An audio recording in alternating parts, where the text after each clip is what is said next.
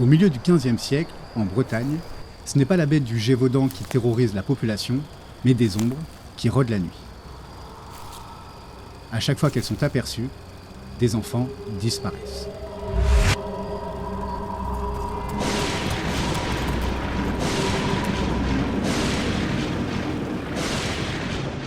Le phénomène, il va durer en tout près de 10 ans, à tel point qu'une véritable psychose va s'emparer de la région. Certains y voient des spectres, d'autres des démons, et d'autres encore de simples brigands. Mais durant toutes ces années, aucun villageois ne soupçonnera celui qui sera pourtant jugé et brûlé pour ses actes, Gilles de Rais, le seigneur des terres bretonnes.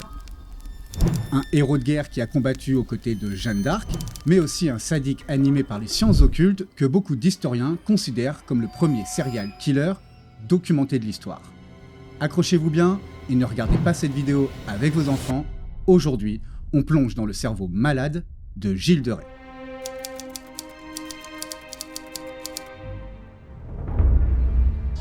Gilles de Rais est né en 1404 en Bretagne, et plus exactement au château de Champtossé, dans une chambre appelée la Tour Noire. No comment. Il est le fils de Guy de Laval, seigneur des terres de Rais, et de Marie de Crahan. À vrai dire, ses premières années sont pour ainsi dire parfaites. Il est entouré d'argent, mais aussi de beaucoup d'amour. Mais à l'âge de 11 ans, sa vie va prendre une tournure beaucoup plus dramatique. Ses deux parents meurent, et le petit Gilles est confié à son grand-père Jean de Crahan, un homme décrit comme violent et sans scrupules. Et quand on connaît la fin de l'histoire, on peut imaginer que ce grand-père n'est pas complètement étranger au destin funeste de Gilles de Rais. Alors on va essayer d'avancer rapidement sur la jeunesse de Gilles de Rais, mais vous allez quand même avoir besoin d'un peu de contexte. À l'âge de 15 ans, vers 1419, l'adolescent se jette dans toutes les batailles et guerres qui éclatent. On est en plein cœur de la guerre de 100 ans qui oppose la France à l'Angleterre, mais Gilles et son grand-père doivent également prendre part à des conflits internes en Bretagne. Une véritable guerre civile qui oppose Jean V, duc de Bretagne, à la dynastie des Penthièvre. Tout cela donne un sacré bordel, fait d'assassinats, de trahisons et de complots. Game of Thrones n'a rien inventé du tout, et d'ailleurs s'il y a un producteur qui nous regarde, je pense qu'il y a vraiment un truc à faire avec la Bretagne. Bref, la famille de Gilles peut souffler. Ils sont du bon côté de l'histoire, car c'est bien Jean V qui finit par l'emporter. Ce dernier ne manquera pas de remercier Gilles de Rais et son grand-père en leur offrant des terres. Évidemment, des terres saisies aux vaincus. Tout cela permet à Gilles de Rais de prendre une place de plus en plus importante au sein de la noblesse française. Et notamment grâce à une chose, la thune. D'autant plus qu'en 1422, il épouse Catherine de Thouars. Au passage, c'est sa cousine. Grâce à ce mariage et à son colossal héritage, il devient immensément riche. On murmure même que sa fortune dépasserait celle du roi de France. La Bretagne, ça, c'est fait. Mais rappelez-vous, nous sommes également en plein cœur de la guerre de 100 ans, et Gilles, il va pas rester dans son coin à bouffer des kouign-amann, c'est pas le genre de la maison. C'est donc au service de Charles VII, héritier du royaume de France, que Gilles va mener ses prochaines campagnes militaires, avec cette fois-ci un nouvel objectif, botter le cul des Anglais et reprendre la couronne de France, qui depuis le traité de Troyes en 1420 appartient officiellement aux Anglais. Et ça pique quand même. Et c'est en partie grâce à Gilles de Rais que l'on a pu retrouver notre fierté en même temps que notre pays. Face aux Anglais, Gilles de Rais s'impose comme un adversaire redoutable, et notamment grâce à une chose, toujours la thune. Avec sa fortune, il est en mesure de s'offrir les services d'une armée composée de 1000 hommes, mais surtout, il fournit à ses soldats les meilleurs équipements, les meilleurs chevaux, des conditions de vie luxueuses dans les camps militaires et une nourriture qui ne manque jamais. Tout cela lui assure l'engagement total de ses troupes et lui permet d'enchaîner les victoires. À tel point qu'il devient un élément essentiel de cette guerre, l'homme dont le roi a besoin pour retrouver sa couronne. Mais un autre personnage historique va également jouer ce rôle. Cela fait quelque temps que Charles VII entend parler d'une jeune femme, une certaine Jeanne, et à l'en croire, l'archange Saint-Michel en personne lui aurait confié une mission. Libérer la France de l'envahisseur anglais et conduire Charles VII sur le trône. Rien que ça. Vous l'aurez reconnu, il s'agit évidemment de Jeanne d'Arc. En 1429, Jeanne se rend à la forteresse royale de Chinon pour y rencontrer Charles VII et lui faire part de sa mission divine. Charles a évidemment envie d'y croire, un petit coup de pouce divin serait le bienvenu, mais il a quand même quelques doutes. Et si ce n'était qu'une folle de plus. Pour en avoir le cœur net, il met en place un petit stratagème afin de s'assurer qu'il a bien affaire à un personnage guidé par la volonté du Tout-Puissant. Plutôt que de se mettre en avant pour l'accueillir, il se mêle à la foule et retire tous ses attributs royaux. Autrement dit, il ressemble à Monsieur Tout-le-Monde. Et malgré cela, sans savoir à quoi ressemble Charles, Jeanne n'hésite pas une seule seconde avant de se diriger droit vers lui. Cette histoire, connue comme la reconnaissance, va devenir un moment légendaire de la vie de Jeanne d'Arc. Et c'est aussi une histoire totalement fausse.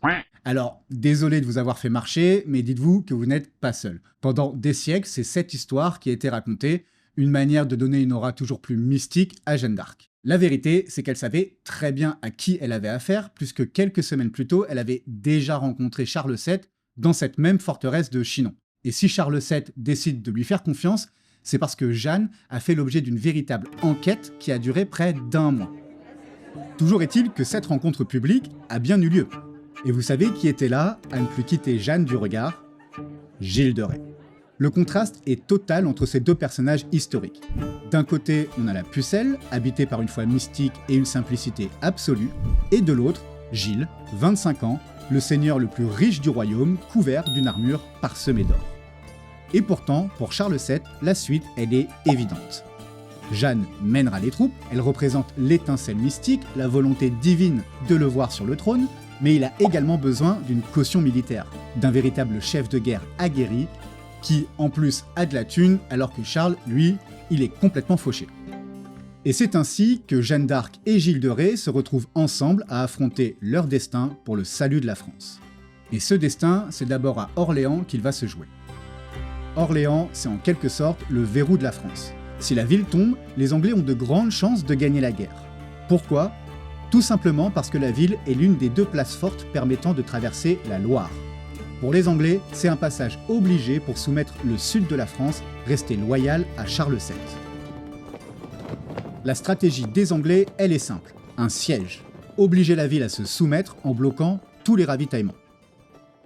Donc, pour sauver la ville et avoir une chance de gagner la guerre, il n'y a pas 36 solutions, il faut lever le siège, notamment en prenant ou en détruisant les positions fortifiées anglaises. Le 7 mai 1429, galvanisées par la présence de Jeanne d'Arc, les troupes françaises attaquent. L'assaut final se déroule contre les Tourelles, une forteresse capturée quelques semaines plus tôt par les Anglais. Jeanne est blessée par une flèche, et c'est donc Gilles de Rais qui se retrouve en première ligne. C'est lui qui maintient la pression et parvient à faire tomber les défenses ennemies les unes après les autres. En quelques jours seulement, le siège est levé. La légende de Jeanne naît, et la gloire de Gilles, elle, explose.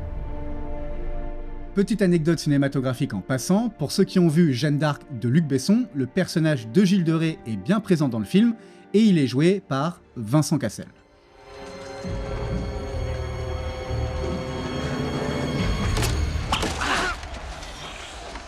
Quoi ?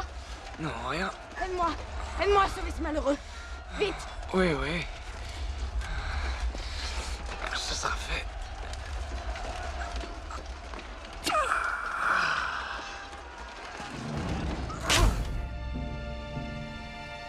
Ensemble, Gilles et Jeanne repoussent les Anglais toujours plus au nord et parviennent finalement à Reims, une nouvelle victoire. C'est là que Charles est couronné le 17 juillet 1429 et à ses côtés, Jeanne d'Arc et Gilles de Rais. Évidemment, le nouveau roi ne manquera pas de récompenser les brillants services de Gilles, notamment en le dédommageant de tous les efforts financiers consentis pour s'assurer la victoire. Ou pour le dire plus simplement, On le couvre d'or. Ouais, c'est ça qu'on avait prévu à la base. Comme un coffre d'or. en fait, pas du tout. Je vous rappelle que le roi, il est fauché.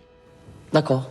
Alors oui, il va bien le remercier, mais plutôt de manière honorifique, en faisant de lui un maréchal de France. D'accord. À cette époque, ce titre n'est donné qu'à 4 seigneurs puissants, à 4 guerriers illustres du royaume.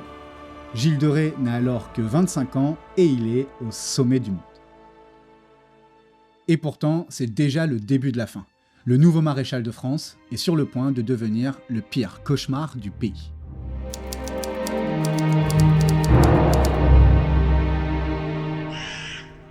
Plusieurs éléments peuvent expliquer la folie qui va suivre. Mais le premier et le plus violent, c'est certainement la mort de celle aux côtés de qui il s'est battu pour sauver la France. Alors, une fois de plus, je ne vais pas vous refaire l'intégralité du procès de Jeanne d'Arc, mais dans les grandes lignes, condamner Jeanne d'Arc pour hérésie et la livrer au bûcher, c'était une manière pour les Anglais de remettre en cause la légitimité du couronnement de Charles VII.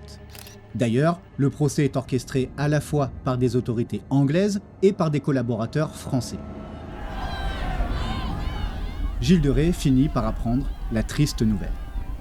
Son amie avec qui il a mené tant de batailles a été brûlée vive sur le bûcher.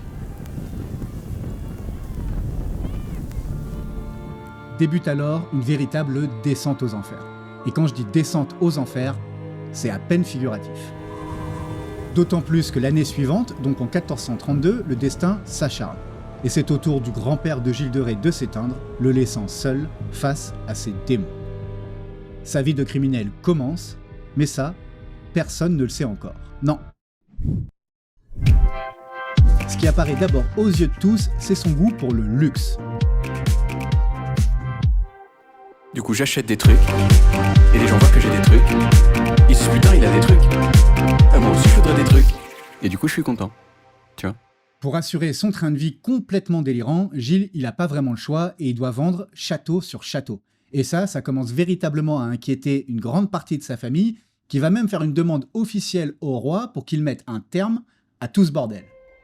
Charles VII va tout simplement interdire à Gilles de Rais de vendre quoi que ce soit. Et on peut espérer que le roi, l'homme pour qui Gilles s'est battu durant toutes ces années, va pouvoir aider son maréchal à reprendre ses esprits.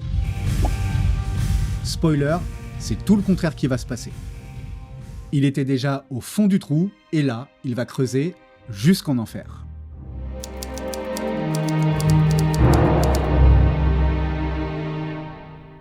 Pour faire face au manque d'argent, Gilles il se tourne vers les promesses des alchimistes qui en gros vous expliquent pouvoir changer le plomb en or. Alors dit comme ça, c'est sûr que c'est intéressant, mais il faut bien se dire que, bon, d'une part c'est complètement faux, mais surtout, cette route elle est particulièrement glauque. Et si les faits que je vais décrire vont vous choquer, il me semblait compliqué de les édulcorer, tant ils sont révélateurs des mécanismes de la folie dans lesquels Gilles est en train de plonger. Pour commencer, Gilles il va s'enfermer dans son château de Machecoul en Bretagne et se rapprocher d'un certain Francesco Prelati, un alchimiste qui se targue également de maîtriser la sorcellerie et la nécromancie. La grande adresse de Prelati, c'est de persuader Gilles qu'il a un démon familier à son service. Un démon répondant au nom de Baron. Selon Prelati, lorsqu'il est seul, il invoque toujours le Baron avec succès. Mais par un étrange hasard, le Baron refuse toujours d'apparaître devant Gilles de Rais. On me voit, on me voit plus. On me voit, on me voit plus. On me voit plus, on me voit. On me voit plus. Prelati va alors se présenter comme l'intermédiaire, le messager. Et il affirme avoir présenté au démon un papier écrit et signé du sang de Gilles de Rais, dans lequel ce dernier promet une obéissance aveugle en échange de 3 dons de science, de richesse et de pouvoir. Mais le baron refuse toujours d'apparaître. Il lui faut quelque chose de plus, un sacrifice, un don. Le don en question, réclamé par le baron ou plutôt par Prelati, est constitué de plusieurs parties du corps d'un enfant. Gilles va donc se procurer un cadavre et placer dans un verre une main, un cœur et des yeux. Les détails sordides que je suis en train de vous raconter, ils proviennent de la transcription du procès des deux hommes, donc Gilles de Rais et Prelati, qui aura lieu bien plus tard, en 1440. Alors je sais qu'aujourd'hui, ils peuvent apparaître complètement surréalistes, mais il faut bien comprendre qu'à l'époque, au Moyen-Âge, l'alchimie exerce une véritable fascination chez les puissants, et pour transformer le plomb en or, certains sont prêts à tout. Mais vous allez vite comprendre que la perversion de Gilles de Rais va bien au-delà de l'alchimie, de Prelati ou même du démon. Sur les terres de Gilles de Rais, certains villageois et paysans commencent à évoquer du bout des lèvres la présence d'ombres malfaisantes qui rôdent la nuit dans les campagnes. On dit qu'une fois la nuit tombée, ces ombres enveloppent les enfants dans des grands sacs noirs. Pour le peuple de Bretagne, ces sinistres disparitions sont le fait des empocheurs. Des dizaines et des dizaines d'enfants vont bel et bien disparaître pendant des années, sans interruption.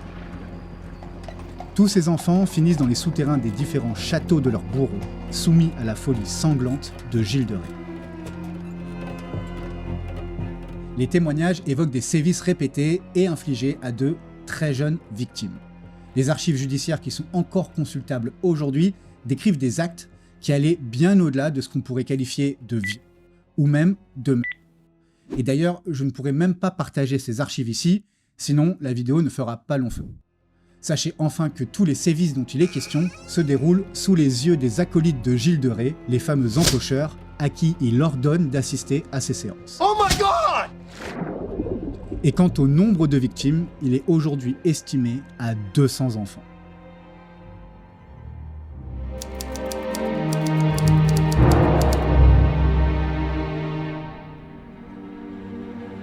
Alors que les ténèbres du château de Machecoul engloutissent des centaines d'enfants innocents, les preuves de ces actes atroces s'accumulent peu à peu.